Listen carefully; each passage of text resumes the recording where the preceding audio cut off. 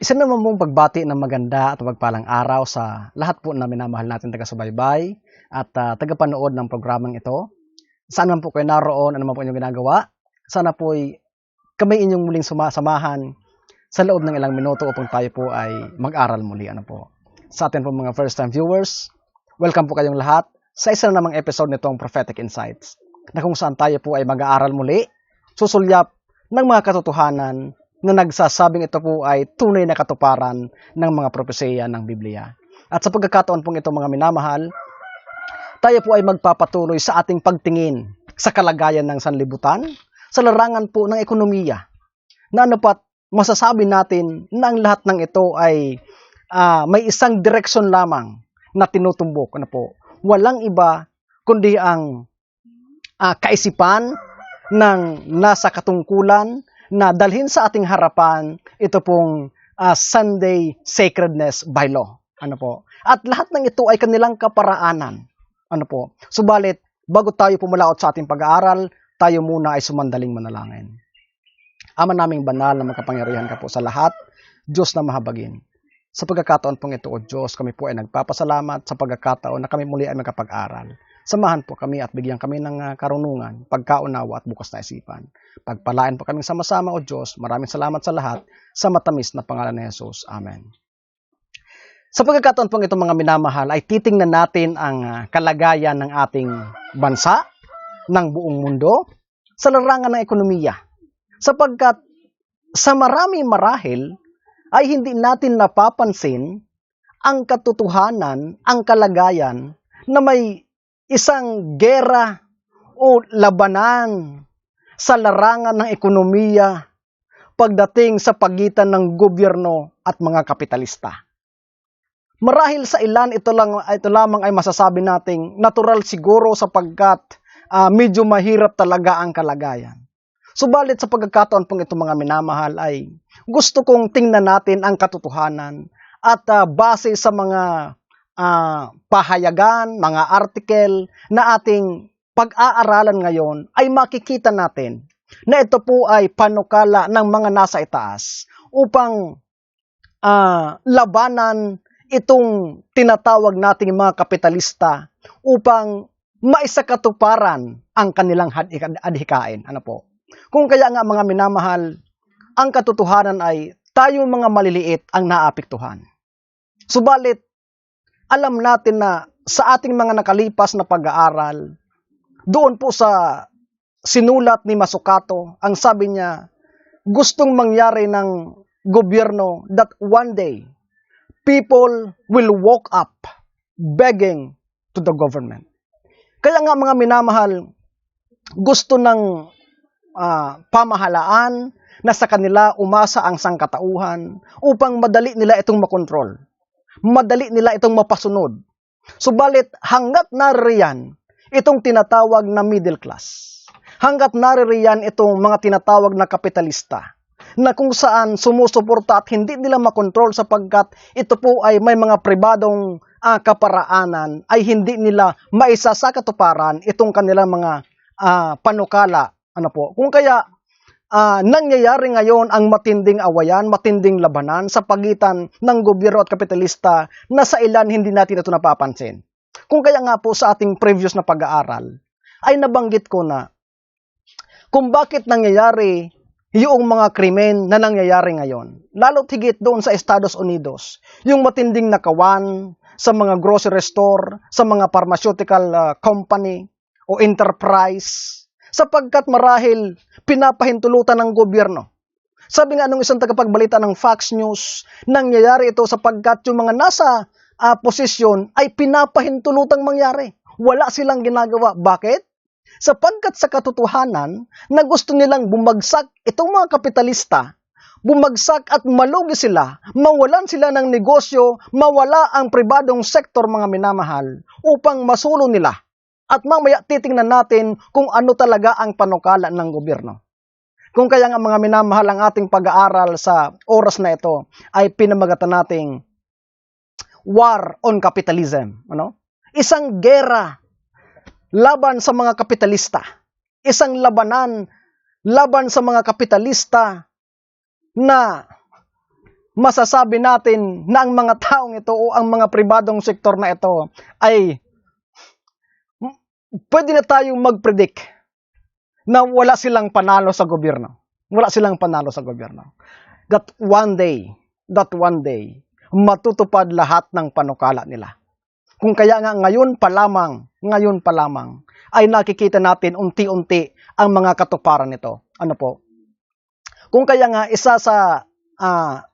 isang pahayagan na nagsabi, dozens of ships are forced to anchor off coast of New York as they wait to dock in the country's second largest port, adding to U.S. supply chain crunch which has forced FedEx to reroute 600,000 packages a day. Ano po? At kung makikita natin yan mga minamahal, katulad ng una, nearly 24 cargo ships and oil tankers are waiting to burst off the south shore of Long Island on Saturday. A surge of imports in short-staffed ports have caused a logjam sea. Earlier this year, Port of New York and New Jersey became the second busiest port in the country behind Los Angeles according to recent shipping data. Port of Los Angeles and Long Beach, which normally moves 40% of containers in US, has 62 cargo ships waiting to dock. Satellite images show backup brought on by combination of it being peak shipping period and a pandemic-induced buying boom coming from China. FedEx announced that about 25% of packages going into its shipping hubs, like the one in Portland, Oregon, are being diverted. The hubs are operating with 65% of their usual staff. Ano po? Costco announces Thursday it was bringing back limits on purchases. Ito pong Costco mga minamahal, this is one of the biggest company at supplier sa Amerika. Pandemic-driven port, congestion and labor shortage have forced retail chains including Costco to spend more on transportation. So, ito mga minamahal ay patunay lamang, ano po, na itong mga pribadong sektor ay walang magagawa kapag ang gobyerno ang gumawa ng paraan upang limitahan sila. Nakita niyo po? Yun ay patunay lamang that this supplier ay walang magagawa kapag nilimitahan sila ng gobyerno katulad po nito. That itong mga supplier na ito ang nagsusupply ng pangangailangan sa Amerika. Subalit kung hindi sila makakadaong, anong mangyayari sa supply nila? Mananatili sila sa dagat, ano ang mangyayari? Katulad nung nakita natin sa nakaraan, that shelves would be empty sa kanilang mga department stores and grocery stores. To which, walang mabibili ang mga tao. Ano po? Walang mabibili. Kung kaya nga yung mga natitira na supply ay mapipilitan itong mga tindahan na magmahal. Kung kaya nga sa ating mga nakalipas na pag-aaral, nakita natin that even toilet papers, yung pangunahin nilang cereals, yung oatmeal, at ibang mga bilihin, ay nagmahal. At sabi ng pamahalaan, masanay na kayo dyan. Mga minamahal, kumusta tayo dito sa Pilipinas? Are we not experiencing the same thing? Masasabi natin yan sa ating mga sarili. Ano po? Sa ating mga sarili. Because this war on capitalism is not only in the United States, but this is global, beloved. This is global. Lahat halos ng mga bansa sa buong mundo ay nakakaranas na ito. Tandaan po natin na ang flagship ng lahat ng ito ay United States. At kapag nangyari ito sa United States, ito ay posibleng mangyari around the world. Dito lang sa Pilipinas. Dito sa ating lokal na lugar. Itong pagtaas ng gasolina na halos ngayon ko lang nakita na lumagpas ng 70 per liter. Dito ang gasolina. Yung mga bilihin natin. Diyan sa bandang kamay nilaan, makikita natin na nagmahal ang mga bilihin. Hindi dahil, sabi ng iba, ay siguro dahil magpapasko. No. Because there is a silent war between the government and the capitalist. This capitalism, mga minamahal. And one of their objective, the government, is to bring them down. Ano po? Bring them down. At namamaya, makikita natin kung ano ang dahilan yan. Kung bakit nangyayari yan. Ano po? Kaya itong mga bagay na itong mga minamahal ay patunay lamang. Kung kaya ang sabi ng isang pahayagan, ano po? Ang sabi ng isang pahayagan, shop early pandemic will make toys food scarce this holiday season. Ano? Kaya, kung gusto nyong bilhan ng regalo ang inyong anak, kung gusto nyong sigurong maghanda ngayong holiday, you have to shop early. Sapagkat towards the end of this year, ay magkakaroon ng scarcity sa mga supplies. Not only in the United States, but around the world, beloved. Ano po? Kaya sabi sa baba, brace yourself. It's going to be hard to find everything. Not just your favorite holiday food and hot toys and gift, but also basic staples like coffee and footwear. Because of the supply chain problems that will likely persist at least through next spring. Between the lines, the global supply chain is so broken that only the biggest stores will be able to obtain and store sufficient inventory, and nobody can predict how long the situation will last. The bottom line, what I hope consumers have already started to do is shop early. Ano po? Ito ang magagawa nila. No? Sabi ko nga, yung mga malalaki na lang na supplier o mga nagbibinta ang makaka-afford nito at ang gagawin naman nila ay mamahalan masyado ng presyo. Na tayo mga maliliit na consumers, tayo ang maapektuhan masyado. Ano po? Tayo ang mahihirapan. Especially those who are in the city. Ano po? Those who are in the city. Where almost all of their needs are dependent sila dito sa mga tindahan. Ano mga minamahal?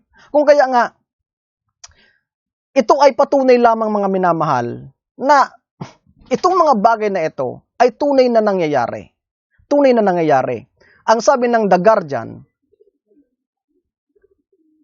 a perfect storm, supply chain crisis could blow world economy, of course. No? World economy, mga minamahal. Sabi ko nga, hindi lamang ito sa Estados Unidos, kundi world economy. A perfect storm, supply chain crisis could blow world economy, of course. Ano? Hindi lamang ito sa Estados Unidos. Even in Europe, in Asia, ay nangyayari ito mga minamahal. Sapagkat hinahawakan nila, katulad na lang itong mandatory vaccination. Ang sabi nitong si Tony Blair, we will not mandate because, especially to those countries that are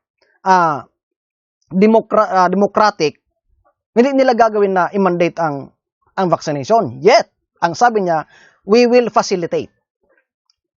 In what way? Ang ginawa nila, yung mga kumpanya, sinabihin nila yung may-ari na you have to mandate to your employee or else mananagot ang supply nyo ng inyong produkto.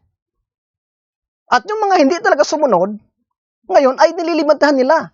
That's why nagkakaroon tayo ng ganitong sitwasyon. Ng ganitong sitwasyon mga minamahal. Ano po? Kung kaya nga nagkakaroon ng pag sinabing perfect storm, hindi ito basta-bastang ulan-ulan o hangin-hangin, kundi magkakaroon ng matinding bagay ito. Sabi ko nga kanina, dahil ito sa limitation, kontroladong sitwasyon nila sa pag-supply sa mga lugar na nangangailangan na ito. Panoorin niyo po itong balitang ito. Where are all the bikes right now? Well, I'd imagine some of them are on the ships right out here in San Pedro. It is frustrating because you can look down into the harbor and see all the containers that are stacked 5, 6 high. That's because there's a shortage of trucks and drivers to pick up the goods. Nakita niyo po? Even the trucks and truck drivers ay nagkakaubusan sila. Why? Sapagkat kinokontrol nila na walang magdi-deliver sa mga pamilihan, walang mag-drive ng truck. That's why those ships ay hindi makakadaong sapagkat hindi naman kukuha ang kanilang mga pangarga. Ano po? Hindi makakadaong. Wala namang kukuha ng kanilang mga cargo dahil walang trucks, wala din namang drivers. Ngayon kung ikaw ay may supply, especially those perishable goods, ano ang mangyayari?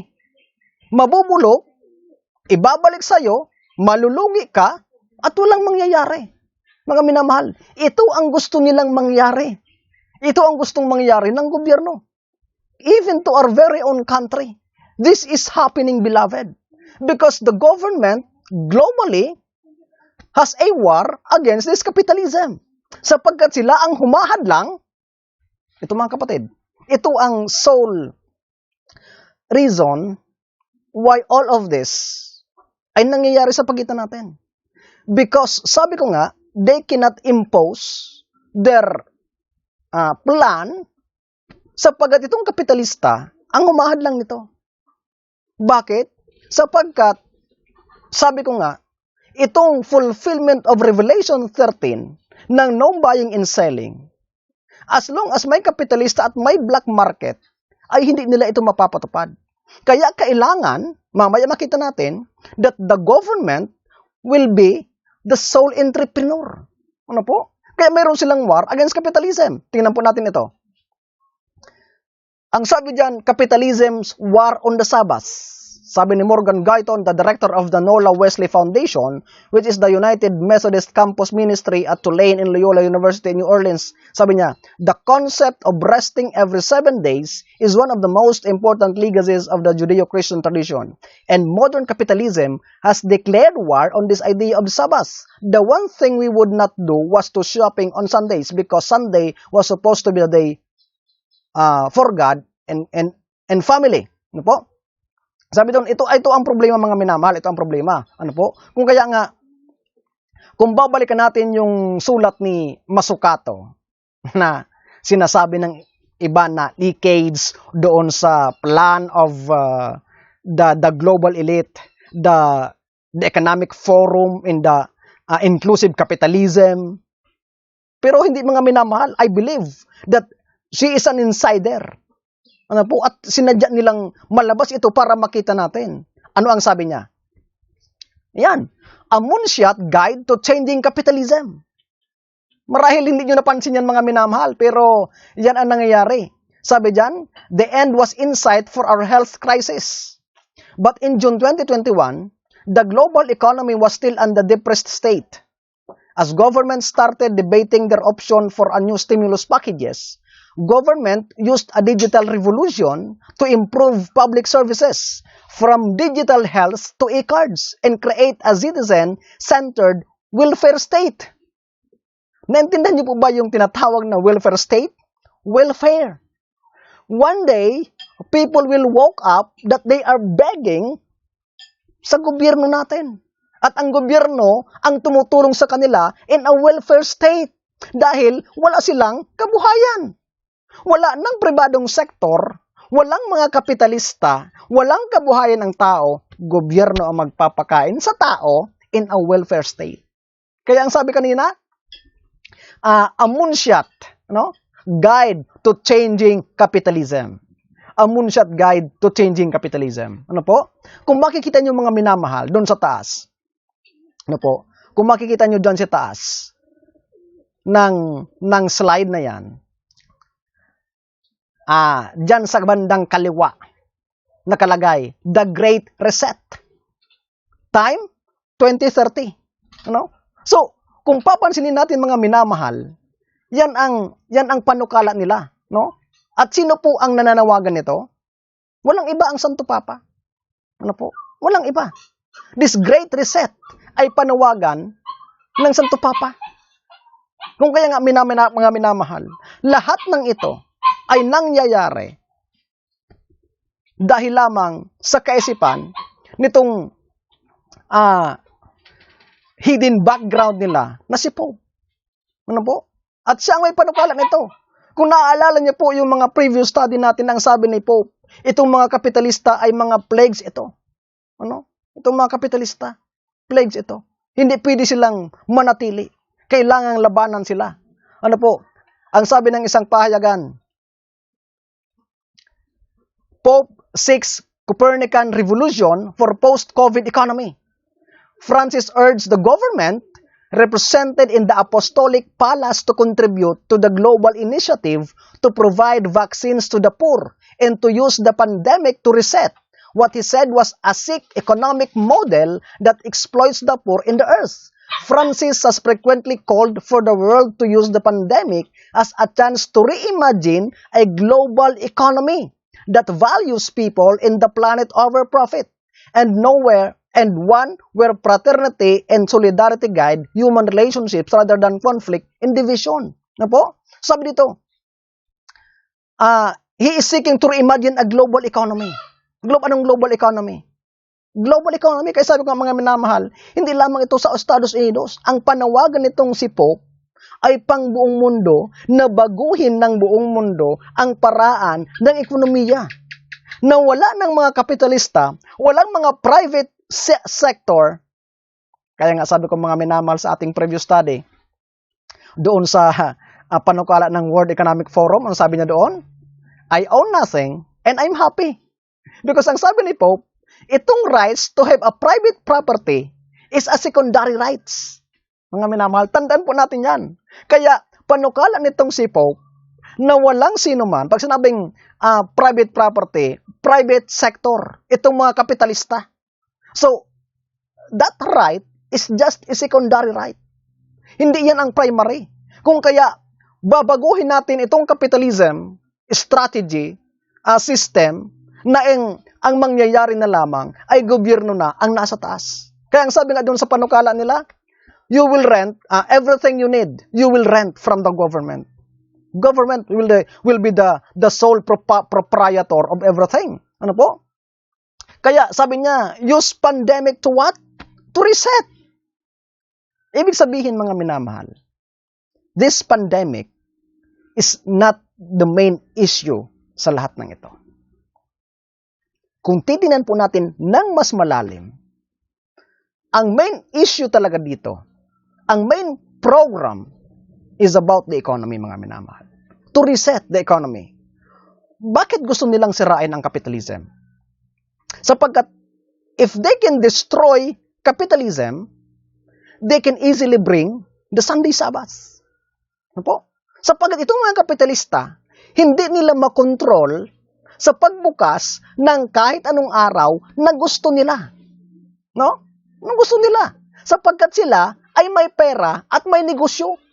So, hindi nila maidadala sa harapan natin itong Sunday observance, Sunday sacredness, Sunday rest, as long as may mga kapitalista na bubukas sa araw ng linggo ng kanilang negosyo at ang tao ay makakapag-shopping. Nakuha niyo po mga minamahal? Nakuha niyo po? Tingnan nyo. That's why in other places, even here in the Philippines, like what we have featured before, that even in Lanao del Sur, in other places, cities, mayroon silang tinatawag na no movement on Sunday. Ano po? Because, ang tawag dyan, nire-reset na nila ang isipan ng mga tao, kinukondisyon na nila na sa araw na ito ng linggo ay walang sino man ang lalabas, walang magsa-shopping, kundi magpahinga lamang. Subalit, hindi nila lubusang makukontrol ang tao as long as may mga bukas na pamilihan, may mga pribadong sektor na pwede kang bumili ng pangangailangan mo. Pero, kung wala na mga pribadong sektor at wala na itong mga kapitalista at gobyerno lamang naghahari, anytime, they can bring before us this Sunday rest na magiging madali. Ano po? Ibig sabihin, when these things happen, people will give their dominion and they will worship on Sunday in order to survive. Nakuha niyo po? Ito ang panukala nila. Kaya nga, welfare system. Gobyerno ang nagpapakain sa'yo, gobyerno ang sumusuporta sa'yo, pero kailangan mong sumunod sa panukala nila na magpahinga ka kung linggo. Sapagkat kung hindi ka makakasurvive. Pero kung gusto mong mag-survive, kailangan ka magpahinga. So, ganun kadali yun. No? Kaya nga mga minamahal, Revelation 13 is on its way to the final fulfillment. That no buying and selling, this will happen soon, beloved. This will happen soon. Walang makakabili, walang makakapagbili. Sapagkat bibili ka sa gobyerno na lamang. Lahat ng pangangailangan mo nasa gobyerno na lamang. Subalit kung gusto mong mag-survive at makabili ka, kailangan mong magpahinga sa araw ng linggo. Nakita niyo po mga minamahal ang direksyon ng kanilang panukala. Napakalinaw. At sana po ay nakikita natin yan. Sana po nakikita natin kung saan papunta ang lahat ng ito. Kaya, mga minamahal, tanungin natin ang ating sarili. How much time do we have left? Ilang panahon na lamang ang natitira sa atin bago mangyari ang lahat ng ito. Ang tanong pa sa atin, anong paghahanda ang ginagawa natin? Kung hindi tayo maghahanda ngayon at aalis sa mga syudad, soon, we will compromise in order for us to survive. Lalo sa ating bayan ng Diyos. Kaya sabi ko nga, minamahal, ito ay paulit-ulit na panawagan sa atin ng Panginoon na umalis na tayo sa mga syudad. Maghanap tayo ng secluded area na tayo ay makapagtatanim at mabubuhay tayo sa providence ng ating Panginoon. Ang sabi sa ating huling pinag-aralan, ngayon ang panahon upang gawin nating totoo ang pangako ng Diyos sa ating mga buhay. To make God real in our lives, beloved. Ito na yung panahon yon. Ito na yung panahon yon. Kaya nga, yung mga iba sa atin nag-iisipan ng negosyo, hindi ka magtatagumpay hanggat ang negosyo mo ay pribado at hindi mo ikakabit sa gobyerno. Ano po? Hindi mangyayari yan. Hindi mangyayari yan. Kung kaya nga minamahal, sa mga nakalipas natin pag-aaral, nakita natin ang panukala ng gobyerno. Nakita natin ng malinaw. Doon sa sinulat ni Masukato, balikan niyo po, at napakalinaw doon na sinasabi nila na sila na lamang ang may karapatan sa lahat ng ito. Sila na lamang. Kung kaya nga sa ibang bansa, sabi ko nga, binabayaran nila yung mga farmers. Hindi para magtanim, kundi hindi magtanim. Why? To destroy the private sector. To destroy the private sector. Because there is a war on capitalism, beloved. Mga minamahal, ito po ay tunay na katuparan ng hula na makikita natin. Ang sabi ng Life Site, time for God in rest, Catholic Poles rejoice as Sunday shopping ban comes in effect. No? Stores remained shuttered all over Poland as the country's new Sunday shopping ban went into effect on March 11. The new law will be introduced in stages, but in 2020, they will be shut every Sunday, with the exception of a few Sundays falling before Easter and Christmas. Ironically, Sunday shopping began only when democracy in capitalism returned to Poland. Pakinggan niyo po ito nga minamahal. Ano? Pakinggan niyo po. Yung Sunday shopping ay bumalik lang sa Poland nung magkaroon ng capitalism and democracy. Kaya ngayon, nagbubunyi sila dahil naiban nila uli ang Sunday shopping. Sabi dyan, ano po? Kwiatkowski, who was already an adult when the Berlin Wall fell, said that he has missed the old Sunday. The partial restoration of Sunday as a day of rest was proposed by Solidarity, the trade union founded in the Dansk shipyard under the leadership of Lech Walesa. The new law was put into effect by Poland's ruling Prawo is Sprawiedliwość, Law of Justice, party government, and welcomed by the Catholic Church. Ano po mga minamahal? Kaya, tandaan natin na hindi lamang sa Poland ito mangyayari, but even in the Philippines. Sabi ko nga kanina, may mga new movement on Sunday na tayo. No movement on Sunday. Because the government is conditioning the mind of the people for this. Ano po? For this. Sabi dyan. Ano? Time for God. Rest, Catholic, Poles, Religious, Sunday shopping ban comes into effect.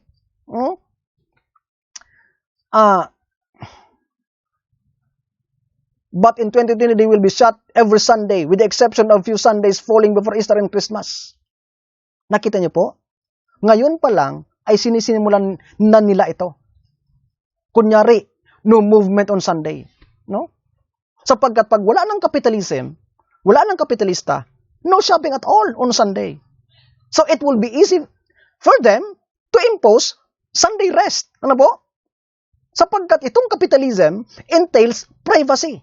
Private sector. Hindi nila ito pwedeng imandato na hindi ka magbukas, hindi ka magganito. Kung kaya nga mga minamahal, ang sabi ni Pope kanina, gamitin nating stepping stone itong pandemya. Nakita niyo po ngayong pandemya, halos lahat ng middle sector ay bumagsak ngayong pandemya. At napakabilis na nangyari at isa itong pagtatagumpay sa kanilang minamahal. No? No private business, no privacy, no dominion mga minamahal. No dominion. No po? Kaya nga mga minamahal, sinasabi ko kanina, tandaan natin to. It's 2023. Here's how we fix the global economy. Rising to the role of the entrepreneurial state, government had finally become an investor of first resort that co-created value with the public sector and civil society. Just as in the days of the Apollo program, working for government rather than for Google or Goldman became the ambition for top talent coming out of university. Government jobs became so desirable and competitive. In fact, that new curriculum was formed for a global master in public administration degree for people who wanted to become civil servants. Yan ang sinasabi ko mga minamahal. Bakit mas nanaisin ng tao ang magtrabaho sa gobyerno? Sapagkat wala ng private sector.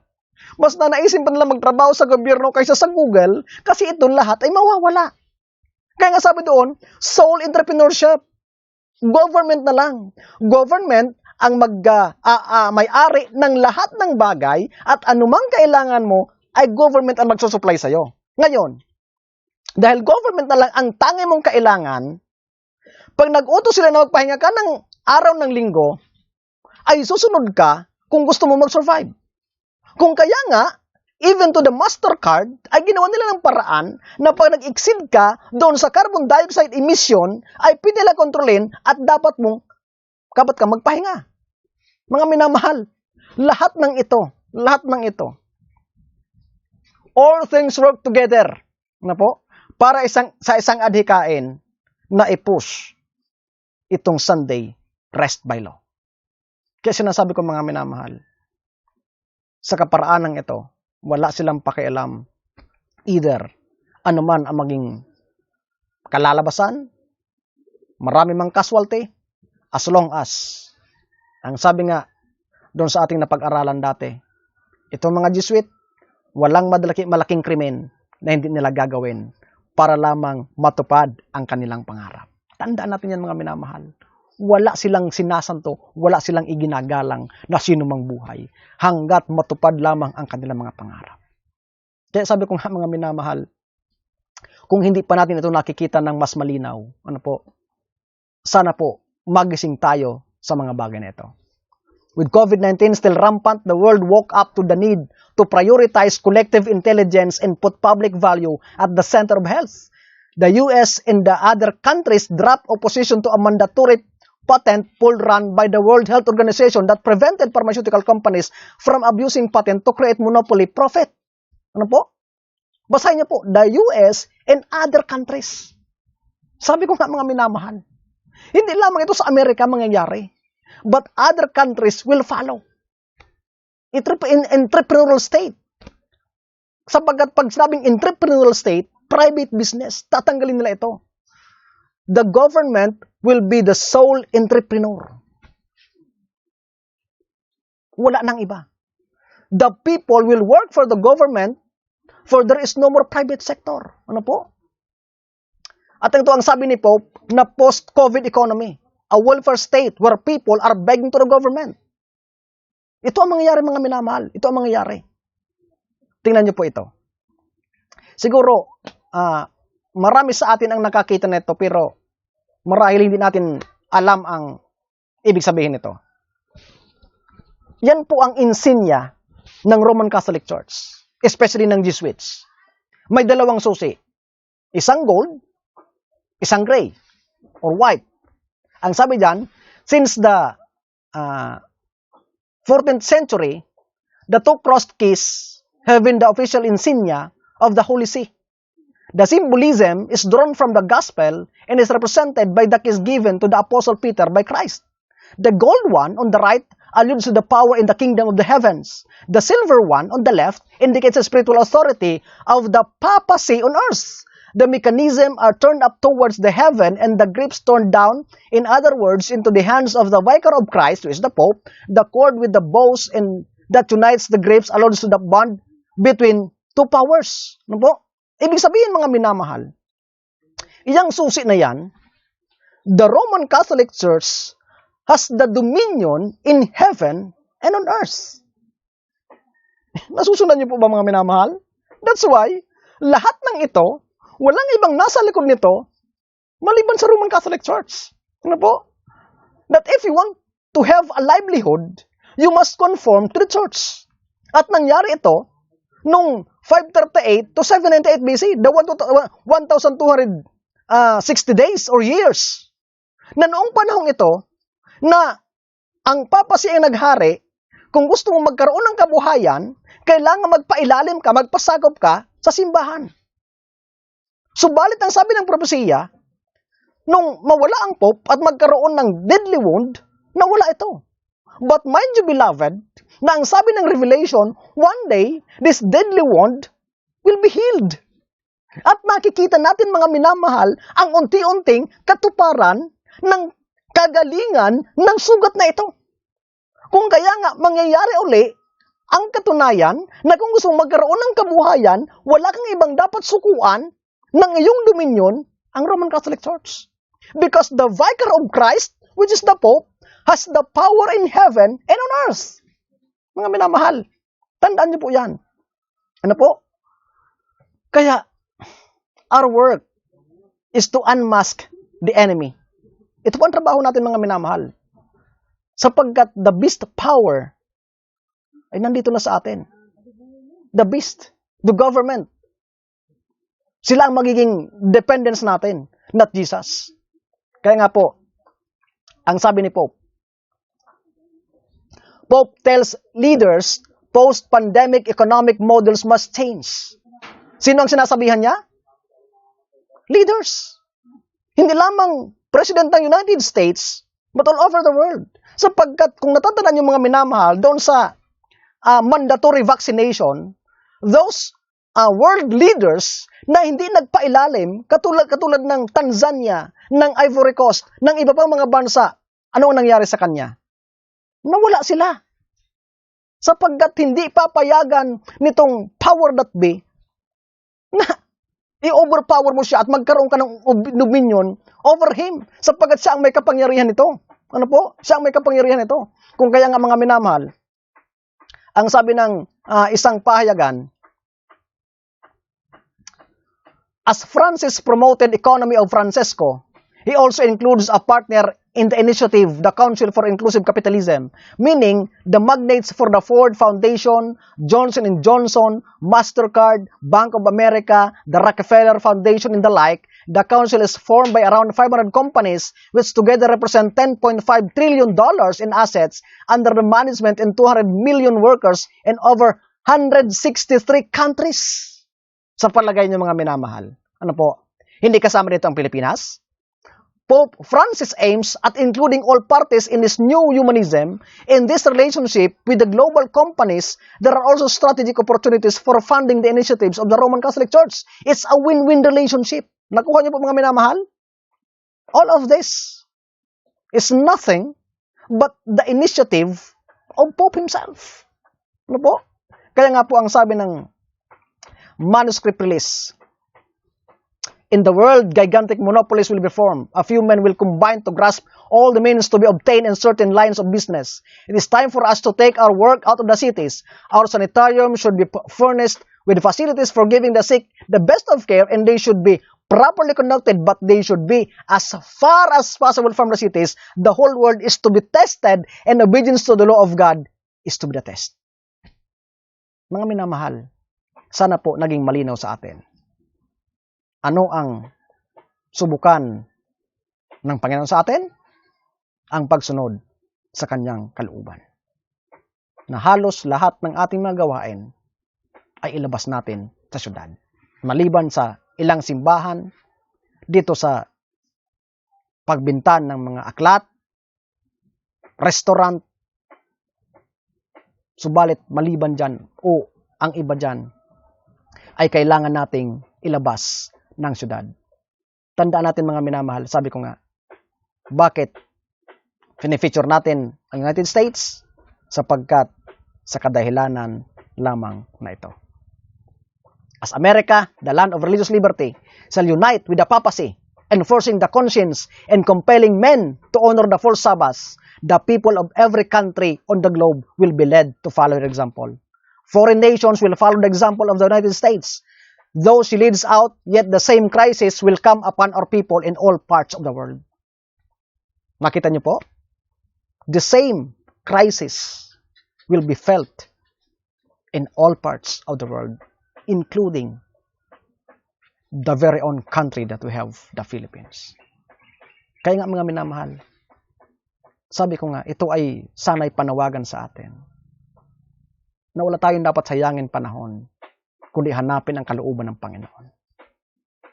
Hanapin ang kanyang panukala sa atin, subalit alam natin ang panukala niya ay umalis tayo sa mga lungsod upang tayo ay makapaglingkod sa kanya na ang sabi ng country living, malayo sa interference ng kaaway. Lahat ng ito mga minamahal ay nangyayari sa isa lamang kadahilanan, nagipitin ang bayan ng Diyos. Subalit kung gusto mong hindi maipit, ito ang panahon upang ikaw ay sumunod sa kalooban ng Panginoon na umalis sa mga syudad. Nais ng Diyos na bigyan ka ng isang magandang kinabukasan sapagkat gusto niya na lumakad ka sa daan sa kaligtasan.